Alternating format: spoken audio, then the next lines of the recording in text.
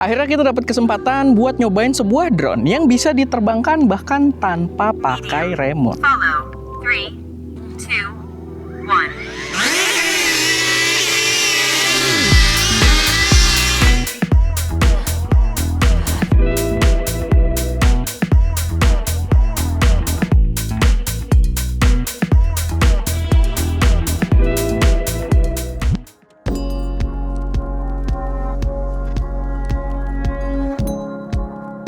Halo semuanya, selamat datang di channel SM Media dengan gue Erwin. Dan akhirnya gue dapet kesempatan juga buat nyobain drone terbarunya DJI. Walaupun nggak baru-baru banget sekarang ya, udah rada telat. Tapi ya tetap ini yang paling baru dari DJI, yang merupakan drone dengan mekanisme lipat pertama mereka. Jadi sebelumnya gue sempat nyobain juga drone yang lumayan asik buat traveler gitu ya, terutama solo traveler. Waktu itu pakai DJI Neo karena ada fitur pintarnya yang bisa kita terbangin bahkan tanpa remote. Cuman kameranya tuh kurang bagus si DJI Neo, dan mungkin untuk banyak user, DJI Flip ini adalah pilihan yang lebih tepat. Pertama, poin penting dari drone ini adalah ukurannya yang benar-benar ringkas. Jadi dia gampang banget buat dibawa-bawa, apalagi dengan mekanisme lipatnya yang benar-benar simple banget. Jadi tinggal kita lipat kayak gini dan ukurannya kecil banget buat kita bawa-bawa. Dan dia juga under 250 gram ya. Jadi secara regulasi dia lumayan gampang buat dipakai di mana-mana, nggak perlu perizinan yang ribet-ribet. Walaupun mungkin kalau di Indonesia memang agak berbeda lagi gitu ya untuk penggunaannya. Tapi ya dia under 250 gram, secara perizinan harusnya bisa kita pakai ketika kita lagi pariwisata, jalan-jalan gitu. Dan ini balik lagi gampang banget buat dibawa-bawa. Tapi fitur yang paling gue suka adalah di bagian kameranya ini. Kayak yang sempat gue mention sebelumnya, kalau DJI Neo itu kameranya kurang bagus, sedangkan di sini udah benar-benar proper banget. Jadi dia kameranya itu mirip jajaran Mini 3 atau Mini 4 gitu ya.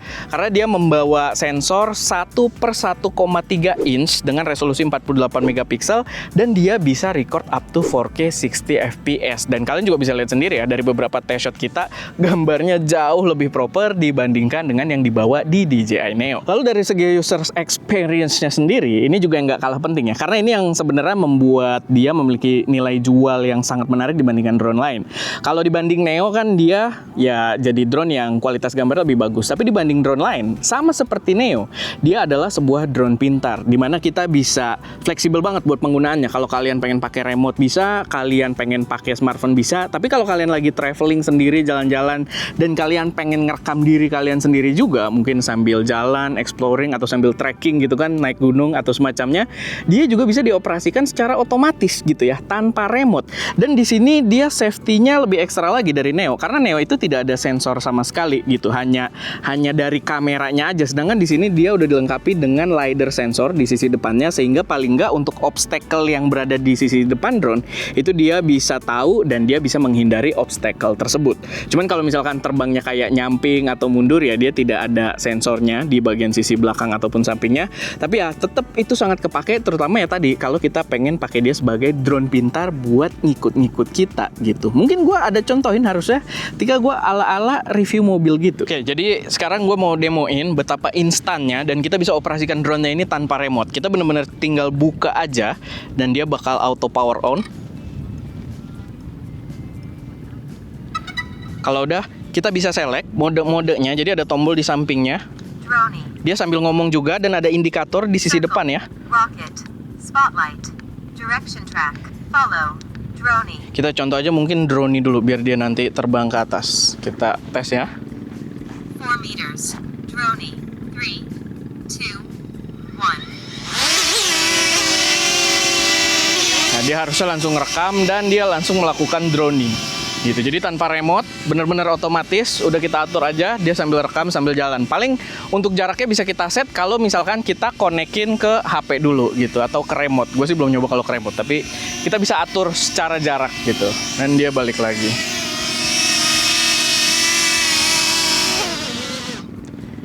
Gitu, simple banget. Dan sama juga kalau kita pengen follow ya. Jadi seru kalau kita kayak bikin konten bahas mobil sendiri, nggak ada kameramen gitu kan. Circle. Contoh doang. Rocket. Spotlight. Direction track. Follow. Kita pakai follow. Medium. Follow.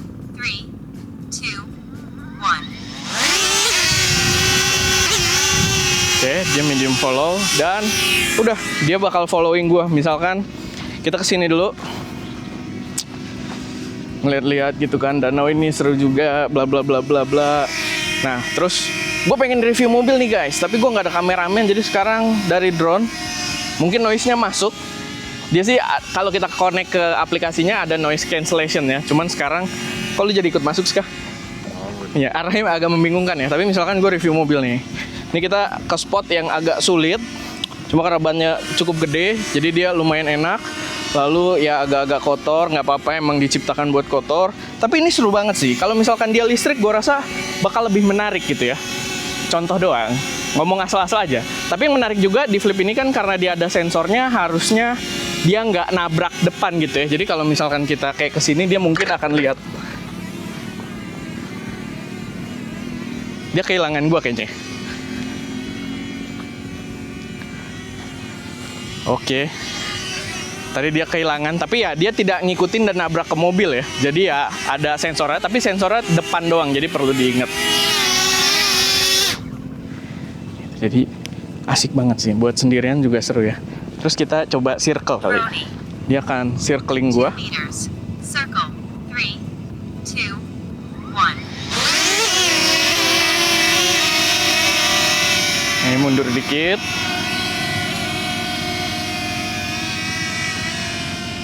Seru kan?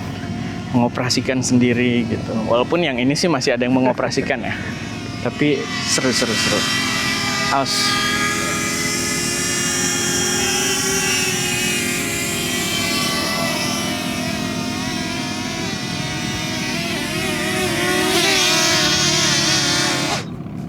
Cuma miringnya masih lumayan ya, kalau lagi kondisi berangin dia masih kelihatan gitu buat ngelawan. Tapi ya oke banget sih buat starting out. Paling sedikit catatan aja, ada sedikit kekurangan juga yang gua rasakan. Karena dia itu ada mekanisme lipat ya, dibandingkan Neo. Kalau misalkan kalian masih belajar gitu ya, kalau misalkan ada impact, gua merasa ini kayaknya lebih ringkih gitu dibandingkan Neo, karena dia engsel-engselnya juga titik-titik temunya tuh lumayan kecil ya. Walaupun kita belum tes banget ya untuk impact yang kuat gitu kan, cuman ya agak sedikit perlu perhatian lebih gitu. Sama karena dia baling-balingnya gede nih, walaupun itu jadi awet baterai gitu kan, jadi dia lumayan hemat, kita bisa terbang up to 30 menit bahkan. Cuman kalau dia kena angin itu juga sangat berpengaruh.